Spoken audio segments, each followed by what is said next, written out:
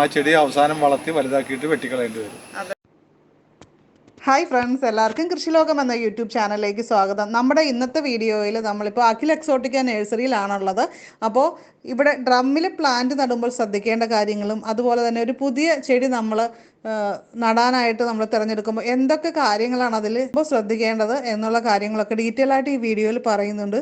അപ്പോൾ പുതിയ പുതിയ പേരുകളിൽ വരുന്ന ചെടികളൊക്കെ നമ്മൾ വാങ്ങുമ്പോൾ അതിനു മുമ്പായിട്ട് ഈ വീഡിയോ ഒന്ന് ഫുള്ളായിട്ട് തന്നെ കണ്ടിരിക്കുക. അപ്പം നമ്മളെല്ലാവരും ഡ്രമ്മിൽ ചെടി വെക്കാൻ ഇഷ്ടപ്പെടുന്നവരാണ്, സ്ഥലപരിമിതി ഉള്ളവർക്ക് പ്രത്യേകിച്ച്. നമ്മൾ ചെടിയൊക്കെ വെച്ച് അവസാനം ഡ്രമ്മ് മാത്രമാണ് ആശ്രയം. ഡ്രമ്മിൽ ചെടി വെക്കുമ്പോൾ എന്തൊക്കെ കാര്യങ്ങളാണ് ശ്രദ്ധിക്കേണ്ടത്? 2-3 തരം പ്ലാന്റ്സുകൾ തിരിക്കണം. ഒന്നാമത്തെ ഡോർഫായിട്ട് വളരുന്നത്, മീഡിയം ആയിട്ട് വളരുന്നത്, വളരെ വലുതായിട്ട് വളരുന്നത്. ഈ വളരെ വലുതായിട്ട് വളരുന്ന ചെടികൾ കണ്ടെയ്നറിൽ വെക്കാതിരിക്കുക നല്ലത്. കാരണം അത് എത്ര നമ്മൾ അതിൻ്റെ മുകളിലത്തെ കൂമ്പും സൈഡിലൊക്കെ കൂമ്പ് മുറിച്ച് കളഞ്ഞാലും ആ ചെടി വളർന്നിട്ട് ശാഖകളായിട്ട് നിൽക്കും. പിന്നെ അതിന് സപ്പോർട്ട് കൊടുക്കേണ്ടി വരും.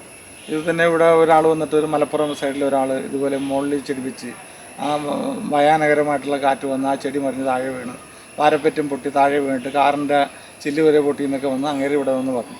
അപ്പോൾ ഇത് ചെടികളെന്ന് പറഞ്ഞാൽ കണ്ടെയ്നറിൽ വളർത്താൻ പറ്റിയ ചെടികൾ മാത്രമേ വളർത്താവൂ. അതിനെപ്പറ്റി ആദ്യം നമ്മൾ ബോധവാന്മാർ ആയിരിക്കണം. ഫസ്റ്റ് എന്ന് പറഞ്ഞാൽ ജബോട്ടിക്കാബ കണ്ടെയ്നർ പ്ലാന്റാണ്. നമ്മളുടെ ഇഷ്ടാനുസരണം കണ്ടെയ്നറിൽ വളരും. ഇവിടെ 50 ലിറ്റർ വെള്ളത്തിൽ കണ്ടെയ്നറിൽ 8 കൊല്ലമായ ചെടി ഇവിടെ വളർന്നിട്ടുണ്ട്. ഒരു കംപ്ലൈൻറ്റും ഇല്ല. ഇപ്പോഴും ഇന്നും നിറച്ച് പൂത്ത് നിൽക്കുന്നു. അപ്പോൾ കണ്ടെയ്നർ പ്ലാന്റിൽ ജബോട്ടിക്കാബ കൊള്ളാം, ലോങ്ങൻ കൊള്ളാം, റെയിൻ ഫോറസ്റ്റ് പ്ലം കൊള്ളാം, പിന്നെ അതേപോലെ തന്നെ ഓസ്ട്രേലിയൻ സഡേപ്പ ചെറി കൊള്ളാം, മിസ്റ്ററി ഫ്രൂട്ട് കൊള്ളാം. അതുപോലത്തെ ഈ ഡോർഫായിട്ട് നിൽക്കുന്ന ചെടികൾ സെലക്ട് ചെയ്യണം. ഇപ്പം വളരെ പുതിയ വെറൈറ്റികൾ വളരെ ചെറിയ 1 അടി 2 അടിയിൽ കായ്ക്കുന്ന ചെടികൾ ധാരാളം വന്നിട്ടുണ്ട്. ഞങ്ങളുടെ ഫാമിൽ വന്നു കഴിഞ്ഞാൽ നിങ്ങൾക്ക് അത് കാണാവുന്നതാണ്. അത് അന്വേഷിച്ച് അത് വളർത്തുന്നതായിരിക്കും ഏറ്റവും നല്ലത്. പിന്നെ കൂടാതെ തന്നെ ചെടി കണ്ടെയ്നറിൽ വളർത്തുമ്പോൾ ഒരു 200 ലിറ്ററുള്ള കണ്ടെയ്നറായിരിക്കും സേഫ്. അതിൽ പകുതി 50% മാത്രം അതിനകത്ത് ലോഡ് ചെയ്യുക. ലോഡ് ചെയ്യേണ്ട മിശ്രിതത്തിൽ 4 ഭാഗം മണലെടുക്കുക, 2 ഭാഗം ഉമിയെടുക്കുക, 2 ഭാഗം ചകിരിച്ചോറ് എടുക്കുക, 1 ഭാഗം ആട്ടുംകാട്ടം ഉണക്കിയതെടുക്കുക, 1 ഭാഗം ചാണകം ഉണക്കിയതെടുക്കുക. ഇത് നല്ലപോലെ മിക്സ് ചെയ്തിട്ട് ആ മിശ്രിതത്തിൽ നടാവുന്നതാണ്. പിന്നെ ഇതിൻ്റെ ഇടയ്ക്കിടയ്ക്ക് മൈക്രോ ഫുഡും മാക്രോ ഫുഡും പ്രൊവൈഡ് ചെയ്യണം. മൈക്രോ ഫുഡ് എന്ന് പറഞ്ഞാൽ എപ്പോഴും ആവശ്യമുള്ളതാണ്. മാക്രോ ഫുഡ് എന്ന് പറഞ്ഞാൽ വല്ലപ്പോഴും ആവശ്യമുള്ളതാണ്. ഇതിന് 100 അത് ശരിക്കും ഓരോ മാസം ഇടവിട്ട് നമ്മൾ കൊടുക്കാം. 15 ദിവസത്തിലൊരിക്കൽ മൈക്രോ ഫുഡ് കൊടുക്കാം. മാക്രോ ഫുഡ് എന്ന് പറഞ്ഞാൽ 2 മാസത്തിലൊരിക്കൽ കൊടുക്കാം. ഈ ചെടി ഇത് 100-135 ധാതുക്കളും ലവണങ്ങളും ഈ ചെടികൾക്ക് വളരാൻ ആവശ്യമാണ്. നമ്മൾ ഒരു കണ്ടെയ്നറിൽ വളർത്തുമ്പോൾ നമ്മൾ കൊടുക്കുന്ന വളങ്ങൾ മാത്രമേ അതിന് കിട്ടുള്ളൂ. നമ്മൾ അതേ സമയത്ത് നമ്മളെ ഭൂമിയിലാണ് വെക്കുന്നതെങ്കിൽ അതിനാവശ്യമുള്ള അത് സ്വയം കണ്ടെത്തും. എവിടെയെങ്കിലും പോയിട്ട് അത് കുറച്ച് സ്പേസല്ലേ ഉള്ളൂ.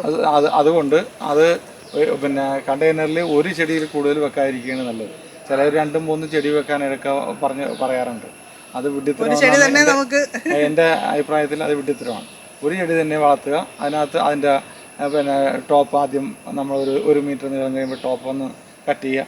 അപ്പോൾ സൈഡ് ബ്രാഞ്ചുകൾ വരും. അത് ഒരു 2 അടി വരുമ്പോൾ അതൊന്ന് കട്ട് ചെയ്യുക.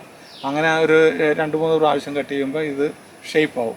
എന്നിട്ട് നല്ല സൂര്യപ്രകാശം ഉള്ളിടത്ത് വേണം വെക്കാൻ. പിന്നെ സൂര്യപ്രകാശം കുറവുള്ളതും ഒട്ടും വേണ്ടാത്തതായിട്ടുള്ള ചെടികളുണ്ട്.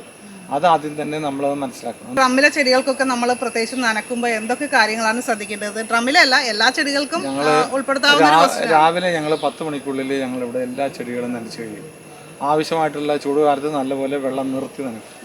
അതിനുശേഷം വൈകുന്നേരം വാട്ടം ഉണ്ടെങ്കിൽ അത് ഒന്ന് ജസ്റ്റ് അതിൻ്റെ ഇല മാത്രം പാറ്റി വിടും. ചില ചെടികൾക്ക് 2 പ്രാവശ്യം നനച്ചാലും പോരാത്ത അവസ്ഥ വരും. ആ അവസ്ഥയിൽ അതിന് പ്രത്യേകം പരിഗണിച്ച് അതിന് വെള്ളം ഒഴിച്ചു കൊടുക്കണം.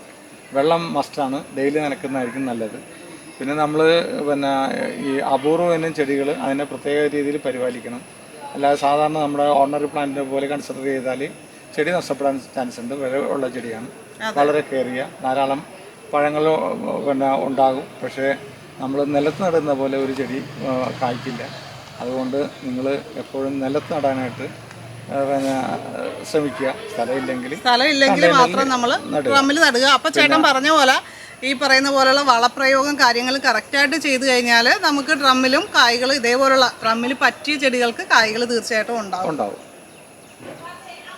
അതാണ് നമ്മൾ ഇവിടുത്തെ പ്ലാന്റുകളിലൊക്കെ കണ്ടത്. കായ്ച്ചു നിൽക്കുന്ന ധാരാളം കണ്ടു. ഞങ്ങൾ ചെയ്ത പ്രാക്ടീസ് എന്നുള്ള വെളിച്ചത്തിലാണ് പറഞ്ഞത്. ഞങ്ങളുടെ അനുഭവമാണ്. അതെ, ഇവിടെ ഒരു 1,00,000 ചെടിയോളം ഇവിടെ ഉണ്ട്. അതെ, കഴിഞ്ഞ പ്രാവശ്യം കണ്ടതിനേക്കാളും ധാരാളം ചെടികൾ ഇവിടെ കൂടിയിട്ടുണ്ട് ഇപ്പോൾ. അപ്പോൾ നിങ്ങൾ ഈ കണ്ടെയ്നറിലൊക്കെ വെക്കണതിന് മുമ്പ് ഞങ്ങളുടെ ഫാമിലൊന്ന് വിസിറ്റ് ചെയ്യും. അല്ലെങ്കിൽ ആ ചെടി അവസാനം വളർത്തി വലുതാക്കിയിട്ട് വെട്ടിക്കളയേണ്ടി വരും. പിന്നെ ചില ചെടികൾ വായിൽ വെക്കാൻ പറ്റാത്ത ഫ്രൂട്ട്സുകളാണ് ചിലത്. അപ്പോൾ അത് പേരൊക്കെ ഭയങ്കര പേരായിരിക്കും. അതുകൊണ്ട് നമ്മൾ ചെടി വെക്കുമ്പോൾ ശ്രദ്ധിക്കേണ്ട കാര്യം നമ്മുടെ വീട്ടിൽ ആ സ്ഥലത്തിന് പറ്റിയതാണോ, അതായത് നമുക്ക് അത്രയും സൺലൈറ്റും കാര്യങ്ങളും ഒക്കെ വേണ്ട ചെടിയാണെങ്കിൽ അതനുസരിച്ച് സ്ഥലം ഉണ്ടെങ്കിൽ മാത്രം നമ്മൾ നടുക. അപ്പോൾ അതിനെപ്പറ്റി വ്യക്തമായിട്ടൊന്ന് പഠിച്ചതിന് ശേഷം വേണം ചെടി വെക്കാനായിട്ട്. അല്ലെങ്കിൽ ചില വെറൈറ്റി പേരൊക്കെ കണ്ട് നമ്മൾ ചെടി വാങ്ങിച്ചു വെച്ചിട്ട് അവസാനം അത് കൊള്ളിയാലെന്നൊന്നും പറഞ്ഞിട്ട് കാര്യമില്ല. നമ്മൾ മാക്സിമം പഠിച്ചിട്ട് വേണം നടാനായിട്ട്. അപ്പോൾ ഈ വീഡിയോകളൊക്കെ കണ്ട് ഓരോരുത്തർക്കും ഒരുപാട് അറിവുകളൊക്കെ ആയിട്ടുണ്ട്. അപ്പോൾ അത് മനസ്സിലാക്കിയിട്ട് നമ്മൾ ചെയ്യുക. പിന്നെ ചില ലാൻഡ്സ്കേപ്പുകാർ അവരുടെ ജീവിത മാർഗ്ഗത്തിൽ ഓരോന്ന് വിളിച്ച് പറയും. അതനുസരിച്ചിട്ട് ആളുകൾ അതിൻ്റെ പുറകെ പോകും. നമ്മൾ കഴിയുന്നത് അതിനെപ്പറ്റി ആദ്യം അന്വേഷിക്കുക. അല്ലെങ്കിൽ ഗൂഗിളിൽ സെർച്ച് ചെയ്ത് കഴിഞ്ഞാൽ ഇതെങ്ങനെ വളർത്താമെന്നുള്ളത് അതിനകത്ത് എല്ലാ വിവരങ്ങളും ഉണ്ട്.